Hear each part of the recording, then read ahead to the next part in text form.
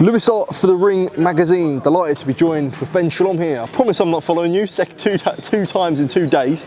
Just had the first face-off there between Conor Benn and Chris Eubank Jr. Ben, fight week started. How's things? How are you? I'm very well, thank you.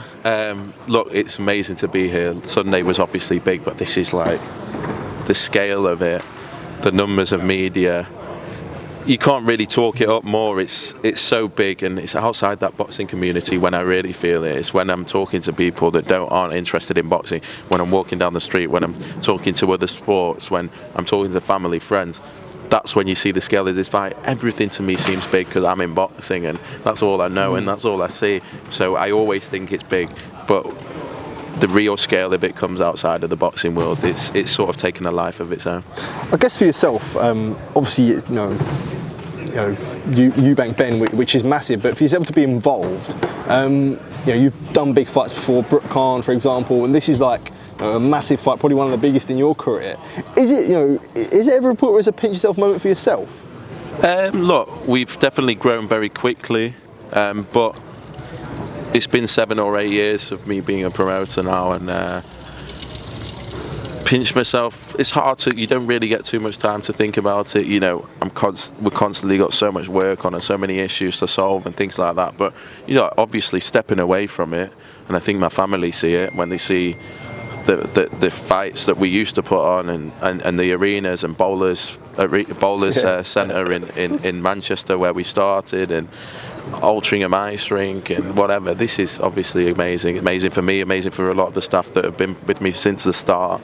So to be the lead promoter on an event like this is obviously a milestone, a huge milestone. But so was Sunday. We had kids, guys, fighters that debuted with us, people that are close to our business, have a huge performances, and that really is probably when you really think, wow, that's amazing. But of course, Saturday is monumental. I just see you do a joint interview there with Eddie on IFL, and what was being said, I guess, between you? He just keeps trying to get out this bet that he put on. He put this on, and now he wants to go out and go off it, and he keeps running into Robert Smith to try and get out of it. Just do it. It's absolutely fine. We're betting on to win. Robert Smith told me he saw no problem with it. Oh, really? He did. Why did he get the email then? Because we can't.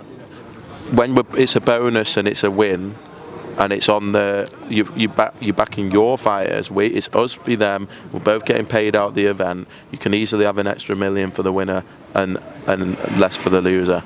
Absolutely fine to happen. But he keeps going on about these changing of the rules thing and all that stuff. But I don't need to change the rules. Just let's do it.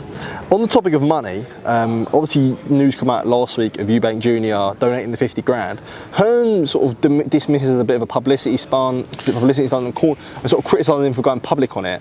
I asked Chris, he didn't really have much to say on it, but what are your thoughts on sort of Hearn wanting to dismiss? Chris does a lot of things, and when he says he's going to do something, he does something. The reason when he went public was for him to make a point to the other promoters, not to show that he's done anything great. He just sees that as everyday stuff. So, look, that's all it was. He didn't do it to publicise what he'd done. He did it to make a point as to what happened that night. Is it disrespectful for Eddie to keep sort of calling it a publicity stunt? Well, Eddie doesn't mind being disrespectful to anyone. He loves the game. He likes to stick his oar in wherever he can, and I don't mind it. I like Eddie, but Chris is a huge man of principle, and I respect him for it. I really do. I think I think a lot of boxers in the country look up to Chris Eubank Jr. because he says what he thinks and he can do what he thinks, and a lot of boxers can't. Yeah. Well, I mean, it's at the start of fight week now. I guess sort of just before we do sign out, what do you expect? Do you still expect sort of the old sort of craziness, or do you feel like both of them are really talked out by now? Say that again. So it's at the talked out. Yeah, they talked out. Look, I think Conor seemed pretty talked out on the stage there. I just think Conor is a little nervous. I think